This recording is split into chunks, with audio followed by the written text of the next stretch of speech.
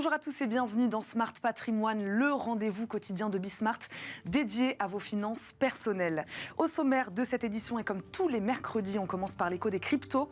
Au programme, évidemment, l'instabilité qui touche depuis plusieurs semaines la cryptosphère. Le Bitcoin a touché son plus bas depuis 1 an et demi. Plus largement, c'est l'ensemble du marché des crypto-monnaies qui est touché. Alors que le Bitcoin paraissait s'imposer comme une valeur refuge face à l'inflation, l'extrême volatilité des cryptos refait finalement surface. Jusqu'où cette chute peut-elle aller? Comment réagir en tant que détenteur de cryptoactifs face à cette baisse? Réponse en début d'émission. Et puis, dans Enjeu Patrimoine, comment investir avec 100 000 euros suite à un héritage, la vente d'un bien immobilier ou la part de votre salaire accumulé pendant des années? Vous disposez d'une somme de 100 000 euros sur votre compte, une enveloppe plutôt importante qui vous ouvre de nombreuses portes. Investir dans la pierre, en bourse, quoi qu'il en soit, il sera important de déterminer en amont vos objectifs afin de savoir où vous allez. On fera le point avec nos 2 experts. Smart Patrimoine, c'est parti. D'abord, comme tous les mercredis, Zoom Crypto dans Smart Patrimoine. Effondrement, dégringolade, crash. Les qualificatifs ne manquent pas pour décrire ces dernières semaines dans le monde des cryptos. Les plus utilisés comme le Bitcoin ont subi des pertes de 20% en moyenne. Alors faut-il s'inquiéter ou est-ce une conséquence passagère d'un contexte inflationniste, on le sait, et de conflits en Europe? On va poser toutes ces questions à notre invité, Stanislas Barthélémy, consultant chez Blockchain Partner by KPMG, est avec nous. Bonjour. Bonjour. Bienvenue dans Smart Patrimoine, Stanislas. Merci beaucoup d'être avec nous aujourd'hui. Peut-on parler d'effondrement inédit, puisque pour rappel, il y a 1 an, le Bitcoin perdait là aussi autour de 30% de sa valeur? Alors c'est difficile de parler d'effondrement inédit. C'est arrivé souvent dans l'histoire de Bitcoin, le nombre de fois qu'on l'a enterré après une chute, on va dire, qui parfois pouvait avoisiner les 10-15% en une journée. Donc non, certainement pas que c'est quelque chose d'inédit, non, et quelque chose de définitif, encore moins. Contexte macroéconomique, faille dans le système crypto, quelles sont les raisons de ces turbulences? Expliquez-nous exactement. Je pense qu'il y en a 2. Une première raison qui est assez globale, qui est liée, on va dire, au contexte macroéconomique, c'est-à-dire que les banques centrales injectent moins de liquidités, ils remontent les taux directeurs, ce qui modère un peu la demande. Les investisseurs se détournent et vont vers le cash. Cash is king, paraît-il. Et donc des actifs qui sont considérés comme risqués, peut-être, sont un peu moins intérêt. Il y a moins d'intérêt pour ces actifs-là de la part des investisseurs. Ça se ressent aussi dans les actifs technologiques. J'ai fait le jeu de regarder l'actif Facebook, par exemple, qui perd à peu près 50%, Google 40%, Netflix 70% par rapport au plus haut. Donc en ligne avec le Bitcoin. Alors c'est pas pour dire tant mieux les autres baissent, mais c'est pour dire qu'en plus il y a une corrélation en ce moment qui est assez forte avec le Nasdaq, du moins à court terme. On a parlé aussi de failles dans le système. C'est la deuxième raison. Ouais. C'est-à-dire qu'il y a cette première raison qui est un peu exogène. La deuxième raison endogène, c'est très lié à l'écosystème des cryptoactifs, avec un projet, en l'occurrence, plusieurs projets, mais un écosystème de projets qui s'est effondré par un système qui était assez branlant, qui était mal travaillé. C'était la volonté de créer un stablecoin, c'est-à-dire dans le monde blockchain, on ne paye pas avec des euros et des dollars, on paye avec, du moins quand on compte encore en dollars et en euros, on paye avec un jeton qui est censé représenter $1. La manière la plus simple de le faire... Monnaie stable, hein, des stablecoins avec sa monnaie stable. Donc l'objectif, c'est vraiment d'avoir une stabilité, d'éviter la volatilité des cours qui peuvent faire, en cas de perte, peuvent faire mal, mais qui aussi, la volatilité à la hausse, c'est ce qui permet aussi les rendements quand ça fonctionne plutôt bien. Et donc ce stablecoin, s'il est, entre guillemets, bien fait et solide, on met un collatéral cash dans le monde traditionnel dans un compte bancaire. Donc là, une parité à 1 pour 1 qui est facile à assurer. Et en l'occurrence, pour le projet en question qui s'appelle UST, ce stablecoin UST, le système n'a pas tenu et a explosé parce que c'était quelque chose d'algorithmique. Donc quelque chose de très expérimental, mais qui avait pris beaucoup de place dans l'écosystème crypto. Et cette bulle, j'ai envie de dire, cette survalorisation a explosé, ce qui évidemment a fait des dégâts. Mais qu'est-ce que ça dit du système, justement, lorsqu'un stablecoin, monnaie stable, censé avoir une valeur donc garantie, s'effondre, je crois, de 80%? Qu'est-ce que ça dit du système? Exactement, mais il n'y avait pas de valeur garantie. Il y avait la volonté de trouver un modèle qui pouvait garantir une valeur. Ça ne s'est pas passé. Ce qui fait qu'il y avait beaucoup d'investisseurs qui avaient des profils de risque assez forts, parce qu'on savait que le modèle était très risqué, qui se sont exposés à ce type de stablecoin et qui ont pris leurs pertes. Ça s'explique parce que ce stablecoin, en plus, subventionnait un taux d'intérêt pour les détenteurs. Et un taux d'intérêt qui était qui avoisinait les 20%. Et 20%, c'était un peu, on va dire, très, très différent des taux, on va dire, traditionnels dans la finance décentralisée, qui étaient plutôt à 2 ou 5%, encore très loin des taux dans le monde traditionnel. Mais 20%, c'était pas soutenable, finalement. Et donc le jour où il y a une rupture de confiance dans le modèle, dans la garantie de ce 1 pour 1, la confiance étant partie, ça a entraîné une spirale très négative qui fait qu'aujourd'hui ce stablecoin il est à moins de 10 centimes. Spirale, réaction en chaîne aussi sur l'intégralité du marché des cryptos. Pourquoi, selon vous ? La fondation qui était derrière cette blockchain et ce stablecoin, on ne va pas rentrer dans le détail, détenait beaucoup de bitcoin. C'était une partie de collatéral pour essayer de soutenir les cours. Et ce qu'ils ont fait, c'est essayer de vendre ces bitcoins pour essayer de garantir ce lien à 1 dollar avec leur jeton, l'UST. Et donc, ils ont vendu quasiment 80 000 bitcoins en quelques jours, ce qui a ajouté une pression vendeuse dans un contexte qu'on disait avant macroéconomique qui était déjà assez douteux. Donc, c'est comme ça que les investisseurs ont réagi, ils ont vendu massivement. Alors, certains ont vendu pour revenir en cash et il y a une pression vendeuse de la part de la fondation. Qui dit vente dit achat aussi en face, mais achat à des prix un peu, on va dire, en solde. Donc oui, il y a eu une panique qui a d'ailleurs, il y a eu une volonté de contagion sur d'autres actifs. L'USDT, qui est un autre stablecoin, qui est le premier stablecoin qui pesait 83 milliards. Il y a eu une rupture de cette parité pendant quelques instants avec l'autre gros stablecoin, le deuxième du marché, qui est l'USDC, qui vaut à peu près 60 milliards. Et le système a tenu. Mais il y a une forme de contagion dans tout mouvement de panique. J'ai envie de dire que c'est assez naturel et compréhensible, peut-être un brin irrationnel. Il y a en l'occurrence des gens qui ont envoyé leurs USDT contre des USDC avec un discount de 10%. Donc il y a eu une peur assez forte. Comment expliquer cette panique, Stanislas Barthélémy, justement ? Les investisseurs, ils avaient oublié la volatilité des cryptos ? Alors peut-être qu'ils avaient oublié la volatilité des cryptos. Quand on a un peu de bouteille dans le secteur, on est habitué à cette volatilité. Je ne vais pas dire qu'on la vénère, mais en tout cas c'est assez violent. Oui, il y a eu un questionnement de ces investissements. C'est-à-dire que tant que c'est haussier et qu'il y a de bons rendements, on laisse filer, j'ai envie de dire. Et quand il y a une secousse, on voit les projets qui sont les plus fragiles. Et en l'occurrence, les projets fragiles, c'est un écosystème, ce que j'expliquais tout à l'heure avec la blockchain Terra et l'UST, c'est de 50 milliards qui aujourd'hui ne vaut quasiment plus rien, quasiment 1 à 2 milliards.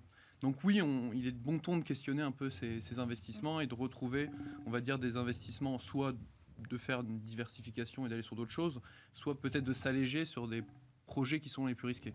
À quel niveau de valeur du Bitcoin les investisseurs doivent-ils commencer véritablement à s'inquiéter ? C'est difficile à dire. Ça dépend des profils des investisseurs. J'ai envie de dire, si on est trader professionnel, ce qui est quand même assez compliqué, ce qui demande une certaine assaise, j'imagine qu'il y a une gestion du risque, qui se sont déjà quelque part et ont neutralisé ces volatilités en prenant des actifs, etc.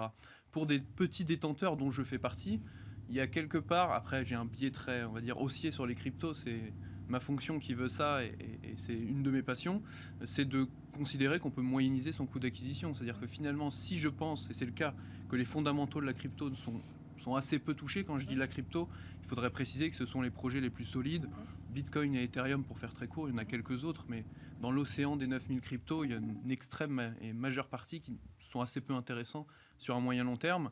Je vois ça comme une opportunité de continuer chaque mois à mettre un peu d'argent de côté pour acheter ces actifs-là. Donc selon vous, les bases, les fondamentaux sont solides, restent solides ?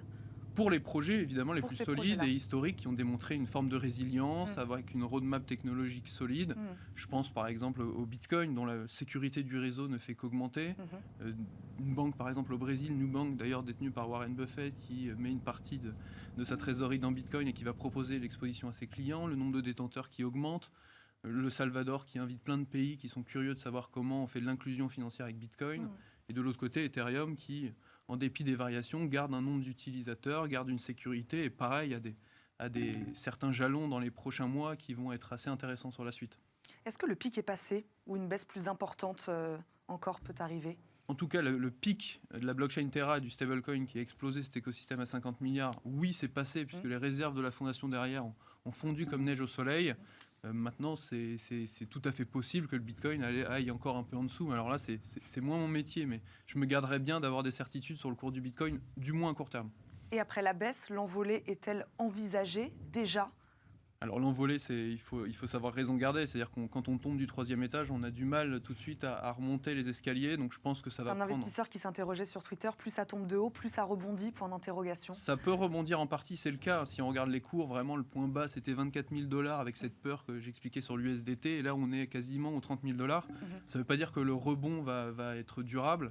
Et je pense que quand on construit un plus bas, de l'histoire des cours crypto et même de l'histoire tout court, ça prend toujours du temps de recréer de la confiance et de refaire un plancher assez solide. On va parler un petit peu régulation. Janet Yellen, secrétaire du Trésor aux États-Unis, a réinsisté sur la nécessité de réguler le secteur. Est-ce que c'est indispensable, selon vous, pour éviter justement ce genre de panique ? Ça va être difficile puisque ce stablecoin qui a explosé, c'est pas un stablecoin conventionnel, c'était vraiment quelque chose quasiment de R&D, d'expérimental, alors que les stablecoins qui sont en voie d'être compliant et d'être régulés sont les stablecoins que j'expliquais tout à l'heure avec une contrepartie cash. Donc là, c'est typiquement dans l'œil du régulateur de réguler, ça fait plutôt sens. Sur des projets un peu plus farfelus, on va dire, la réglementation sera un peu plus complexe à faire. Je pense qu'il y a aussi beaucoup d'éducation auprès des investisseurs. Et une forme d'autorégulation aussi. Il y a eu des appels au sein de la communauté de dire, on va dire, les membres les plus influents qui pourraient se mettre autour d'une table et décider d'une grille d'analyse ou de quelques critères qui pourraient aider la communauté à séparer un peu le bon grain de livret. Alors ça, c'est toujours des bonnes choses quand on est un peu groggy, mais est-ce que ça va être durable ? C'est toute la question. Est-ce que le marché des cryptos peut déjà tirer finalement des enseignements de ce crash ? C'est encore trop tôt ? Non, on peut en tirer, Ouais. c'est-à-dire quand il y a un modèle qui n'est pas soutenable avec quelque chose d'économique, qui est économiquement un peu branlant, je pense que c'est un peu dangereux de monter jusqu'à 20 milliards de capitalisation comme l'UST, c'est ce qui est arrivé, avec assez peu de demandes pour le stablecoin. Il y avait juste cette volonté d'aller chercher les 20% de taux d'intérêt, mais qui était peut-être un peu trop dangereux par rapport au danger sur son capital. Mais vous la sentez la remise en question ? Oui, je la sens surtout chez les investisseurs Oui. qui, pour certains, avaient investi dedans, même certains acteurs qui sont labellisés en France, qui avaient, dans le cadre de produits d'épargne crypto, avaient une partie de leur exposition là-dessus. Ce qui est certain, c'est que ça va, je pense, améliorer la gestion du risque. C'est-à-dire qu'on va se poser des questions sur comment on en est arrivé là, sur les mécanismes qui font qu'on a une perte de capital qui peut avoisiner les 20-30% quand on a diversifié. Je pense que c'est plutôt salutaire.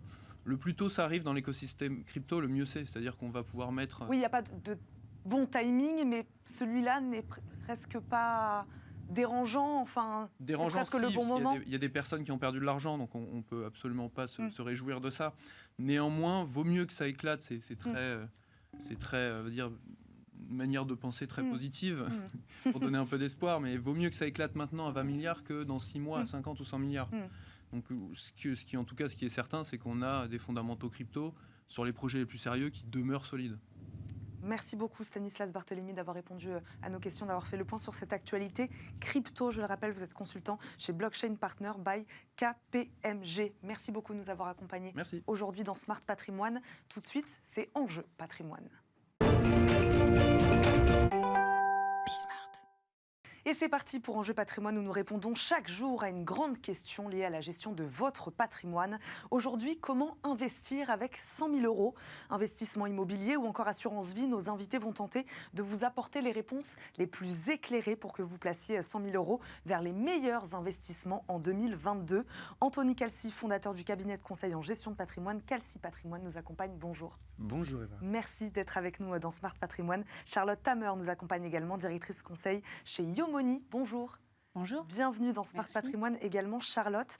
Est-ce qu'avant de se demander dans quoi investir, il est intéressant de se poser la question du pourquoi et de ses objectifs, Anthony Calci ?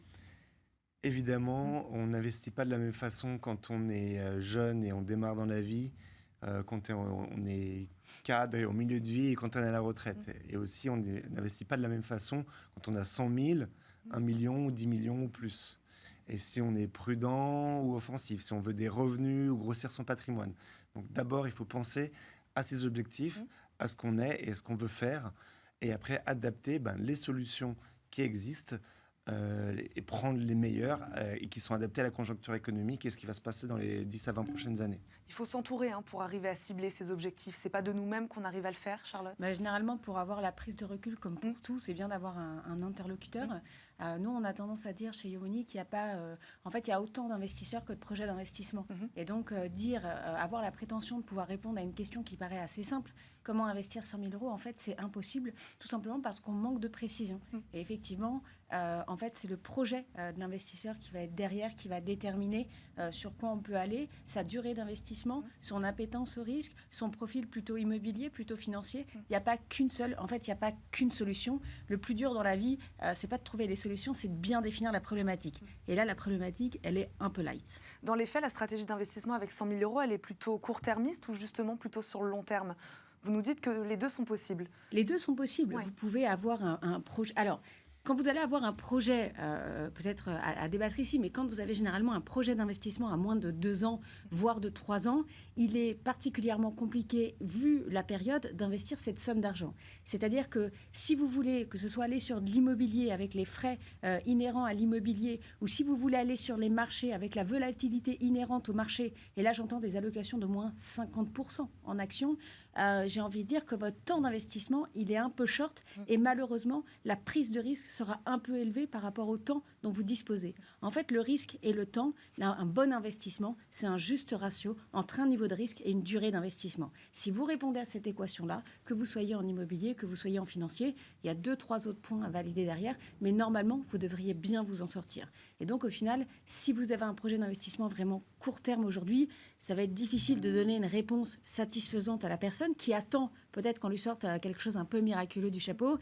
Aujourd'hui, quelqu'un qui a moins de 2 ans d'investissement devant lui, on va lui recommander, allez rapidement peut-être de faire un peu de fonds euros pour avoir l'impression de faire quelque chose, mais surtout de rester sur des livrets. Si par exemple, la personne est en train d'acheter un bien immobilier et que ces 100 000 euros constituent son apport, sous 2 ans, moi je lui déconseille d'entrer sur le marché pour le moment. Dans les faits, 100 000 euros, une stratégie plutôt court-termiste ou plutôt sur le long terme? C'est une belle Plutôt, somme. pas court terme, c'est clair, parce que sinon on parle plutôt d'épargne. Ouais. Investissement, c'est forcément miser sur quelque chose qui est dans le futur.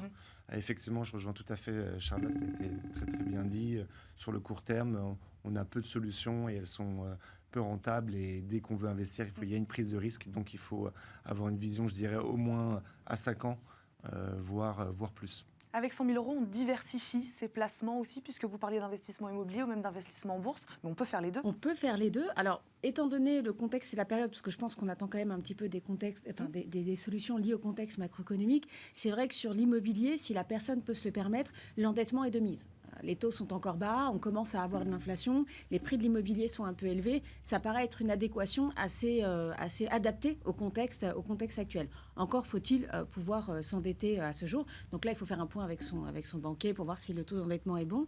Et puis ensuite, sur les 100 000 euros, bien évidemment, vous pouvez faire énormément de choses. Aujourd'hui, l'investissement, et de plus en plus, l'investissement devient un sujet sociétal. Et donc, il est permis à tout le monde, à toute personne qui s'y intéresse, d'investir. Aujourd'hui, on peut ouvrir des assurances-vie, je crois, à partir de 300 euros, à 1 000 euros chez certains courtiers en ligne. Vous pouvez faire du crowdfunding immobilier à partir de quelques centaines d'euros. Vous pouvez faire des parts de SCPI à partir de quelques centaines d'euros aussi. Donc, le milieu de l'investissement n'est plus réservé à une élite. Et donc, quand vous avez 100 000 euros, qui est quand même une somme assez sympa, vous avez toute la latitude de diversifier si ça correspond à votre projet initial. A contrario, comme on continue à parler du contexte, y a-t-il des placements à éviter à tout prix, justement, en ce moment? Alors, bon, déjà, on se demande si on va avoir peu, moyennement ou beaucoup d'inflation, mais on va en avoir. Donc déjà, ne pas investir, c'est de se dire que sur le moyen terme, ce capital de 100 000 euros, d'ici quelques années, va être mangé par l'inflation. Donc c'est pourquoi il faut investir. Donc les placements trop prudents qui seront en dessous de l'inflation, donc qui ont un rendement net d'inflation négatif, évidemment, sont à proscrire sur ces 5 prochaines années. On pense bien sûr à tout ce qui est obligataire et à taux fixe.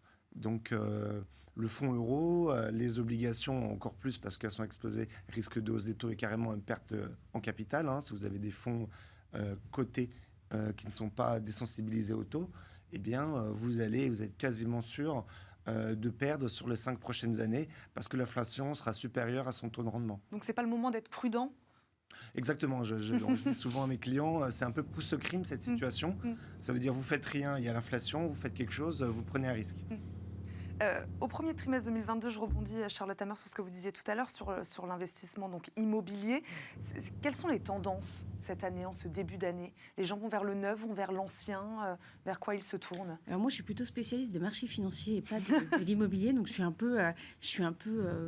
saurais pas tellement répondre à la question. Je pense qu'il faut savoir aussi le dire. Donc j'ai pas trop d'avis sur l'immobilier. Après, parce que le sujet est parfois éludé avec certains clients, on dit que que l'ancien coûte de plus en plus cher et coûtera de plus en plus cher suite à des normes environnementales. Et après, dans l'investissement, surtout dans l'immobilier, il y a la raison et puis il y a l'affection. Et je pense que les Français et même les étrangers, puisqu'on se rend compte que l'immobilier parisien, l'immobilier ancien est un marché qui a rapidement été conquis par les étrangers, restera quand même un immobilier d'affection. Après, ça ne traite pas le sujet au global, mais je ne suis pas tellement inquiète pour l'immobilier ancien, étant donné la volonté des gens de continuer d'acquérir. Anthony Calci, sur les tendances. Sur l'immobilier, alors, c'est vrai que le côté environnemental et les normes sont extrêmement importantes parce qu'il va y avoir des règles qui vont vraiment contraindre les vendeurs et les bailleurs sur les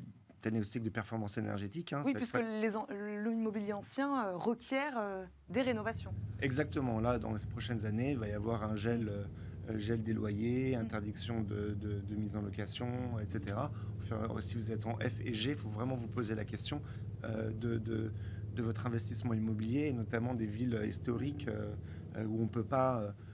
isolé par l'extérieur, du fait de la façade, ça peut être très très compliqué, et des copropriétés. Voilà. Mais au-delà des normes, si l'énergie augmente, je sais pas, ça multiplie par 3, même norme ou pas, le locataire va pas louer. Et le nouveau acheteur va pas vous l'acheter parce que ça va lui coûter de 150 à 450 euros par mois d'électricité, donc ça va être une décote immédiate. Donc c'est un vrai enjeu, c'est l'énergie dans l'immobilier, et du coup le neuf revient un petit peu à la mode dans nos stratégies. Et sur l'ancien, eh bien, il faut vraiment anticiper ces rénovations. C'est possible d'éviter les surcoûts justement sur l'immobilier ancien? Je crois lié pas. à la rénovation énergétique? Non. Je crois pas. Si vous le faites pas, vous aurez une décote, voire vous pourrez pas le louer. Donc, je crois que ça va être les enjeux de ces 20 prochaines années sur l'immobilier. Ça va être l'énergie. Alors, on n'est pas à l'abri d'une bonne surprise et finalement, l'énergie ne coûte pas si cher dans ces 20 prochaines années. Mais le pari est compliqué. Les placements donc non immobiliers à privilégier en 2022, Charlotte Tamer? Et le marché action. Et encore une fois, sur le marché action et sur l'allocation globale, je dirais qu'un portefeuille véritablement financier démarre à peu près avec 50% d'actions. En dessous, quand vous pondérez avec l'obligation du fonds euro, vous investissez, vous êtes entre l'épargne et entre l'épargnant et l'investisseur. Mais je dirais qu'un portefeuille financier démarre à peu près avec 50% d'actions. Ce sont des portefeuilles à détenir sur la durée. Donc généralement, quand vous avez 50% d'actions, on recommande un temps de lissage, c'est-à-dire de détention du portefeuille de moins de 5 ans, et ainsi de suite jusqu'à 100% d'actions. On va vous recommander un temps d'attente sur le portefeuille à peu près de 8 à 10 ans pour aller chercher le meilleur de la performance. Et donc je dirais qu'en fait, malgré un contexte incertain où on comprend plus grand-chose entre le Covid, la guerre, tout ce qui s'ensuit, les élections, et on sent un léger désintérêt quand même sur les marchés actuellement de la part des investisseurs. Alors expliquez-nous pourquoi il faut néanmoins y aller. Mais c'est exactement ce qu'on disait juste avant, il faut y aller parce que si vous n'y allez pas, ce que vous pouvez acheter avec 100 000 € aujourd'hui, vous ne pourrez plus l'acheter dans 5 ans. C'est ça l'érosion monétaire. Ça veut dire qu'aujourd'hui, avec 100 000 €, je peux acheter une maison avec 2 pièces. Je ne dis pas la localisation. Dans 5 ans, je pourrais à peine acheter le terrain pour cette maison. Et donc, c'est une très mauvaise habitude qui a été donnée aux Français, notamment par le biais du fonds euro, en leur faisant croire qu'ils pouvaient investir tout en garantissant le capital. Aujourd'hui, si vous voulez du rendement, il faut prendre du risque. Il n'y a jamais rien de gratuit en finance, il n'y a jamais rien de magique. Si vous prenez du rendement, que vous faites attention à la construction de votre allocation, aux frais que vous payez, c'est-à-dire les frais d'entrée, mais aussi les frais de gestion que vous avez sur votre portefeuille, si tout cela se tient, vous allez retomber sur vos pattes malgré un contexte quelque peu compliqué pour rentrer. C'est difficile de rentrer aujourd'hui sur le marché. Il faut avoir 2-3 garde-fous, faire bien attention à l'allocation, faire bien attention aux frais, prendre bien peut-être plusieurs avis avant de rentrer sur le marché. Mais si vous avez 100 000 € à placer aujourd'hui, il faut rentrer sur le marché, surtout si vous n'avez pas de projet avant 5 ans, avant 10 ans. Il faut rentrer sur le marché. Anthony Calci, vous êtes d'accord avec ça? 100% d'accord. Les actions sont toujours la meilleure classe d'actifs aujourd'hui. Parce qu'en fait, on peut investir dans tout secteur, toute taille d'entreprise. On peut être défensif, énergétique, technologique. Donc les actions, ce qui est le plus large. Et donc on peut se faire une allocation d'actifs géographiques et sectoriels absolument gigantesque, et avec la liquidité. Après, le défaut, c'est les points d'entrée et la volatilité. Donc si on est prêt à l'accepter, qu'on a du temps devant soi, c'est la meilleure classe d'actifs. Après, Si on veut être un peu plus, on va dire, sniper, il y a le non-coté, hein, où l'univers d'investissement est extrêmement large. Et nos cabinets, on met beaucoup en avant les infrastructures, les infrastructures non-cotées, qui est la classe d'actifs, on va dire, la plus résiliente, qui dessert des revenus, enfin, c'est pas des revenus immédiats, mais en tout cas des revenus contractuels qui sont indexés sur l'inflation à 90%. Donc vous avez une volatilité quasiment nulle, une indexation des loyers, des revenus sur l'inflation très importante, très défensif. Donc là, les infrastructures réservées aux institutionnels, aux grandes fortunes. Donc on le met maintenant de plus en plus dans les classes d'actifs. Et puis le private equity au sens large, on a des grands succès en France, les Doctolib et compagnie, les licornes. Et ça fonctionne très bien en France et on a des très très belles entreprises dans le private equity, très belles sociétés de gestion. Pour rester justement dans ces exemples-là, Charlotte Hammer, est-ce que vous pouvez nous donner par exemple un exemple de portefeuille aujourd'hui sur des secteurs, voilà, avec 100 000 euros, j'ai 100 000 euros, cas pratique, exemple voilà, de secteurs, d'entreprises Ça va être un peu compliqué pour moi de faire cet exercice, tout simplement parce que je représente une société de gestion qui prône la gestion passive. Donc nous, aujourd'hui, on a investi sur les ETF, donc sur les trackers, en fait, les trackers financiers. On n'a absolument pas une gestion de conviction, on fait un constat géographique d'où se situe la croissance mondiale et en fonction de ça, on détermine une allocation d'actifs. Ce qui est encore complètement inédit en France aujourd'hui. Ça l'est beaucoup moins en Europe depuis le Covid, ça l'est beaucoup moins en Allemagne, ça ne l'est absolument plus aux États-Unis ou dans les pays, en Asie, mais en France, ça reste encore une manière de faire de la gestion de manière un petit peu atypique malheureusement. Donc nous, aujourd'hui, globalement, on va avoir une allocation géographique qui est répartie à un peu plus de 60% sur les États-Unis parce que c'est là d'où on tire la croissance mondiale et malgré certains aléas, remises en question, etc., c'est quand même là que se passe la croissance mondiale depuis déjà pas mal d'années et a priori continuera de se passer la croissance mondiale. Ensuite, bien évidemment, nous avons les émergents pour un peu plus de 20% en allocation et depuis peu, on est repassé légèrement en dessous de 20% sur l'Europe qui traîne. Beaucoup de gestionnaires ont dit qu'il y avait un écart entre les États-Unis et l'Europe. On misait sur l'Europe parce que l'Europe était moins chère que les États-Unis. Nous, on part du principe que l'Europe n'a jamais eu le modèle économique ni le train de croissance des États-Unis et donc est sous-exposé par rapport aux États-Unis et par rapport à un constat de fait d'où se situe la croissance mondiale. On fait dans nos allocations très rapidement un tout petit peu de tactique pour arrondir les angles. Les obligations indexées à l'inflation, par exemple, font partie d'un des arbitrages qu'on a fait dernièrement pour arrondir l'allocation, mais on n'a pas pour prétention de pouvoir anticiper le marché. Merci Charlotte Hammer. Juste 10 secondes, si vous pouvez nous dire ça en 2 mots, Anthony Calci. On a parlé en début d'émission des cryptoactifs, de l'instabilité que connaît le marché actuellement. C'est néanmoins toujours une bonne idée d'investir dans les cryptos. Oui, il faut investir dans la blockchain. C'est une technologie, c'est la nouvelle technologie de rupture. Donc les cryptos, les NFT sont utiles. Donc c'est un sous-jacent de la blockchain et des cryptos. Donc être en écarté, c'est complètement suicidaire si on veut investir sur les 10 prochaines années. Voilà. On va s'arrêter sur ces mots. Merci beaucoup à tous les deux de nous avoir accompagnés, de nous avoir expliqué comment, où investir avec 100 000 euros. Anthony Calci, fondateur du cabinet de conseil en gestion de patrimoine Calci Patrimoine. Charlotte Hammer, directrice conseil chez Yomoni. Merci beaucoup à tous les deux. Et merci à vous de nous avoir suivis. On se retrouve demain, même heure, pour un nouveau numéro de Smart Patrimoine. À demain.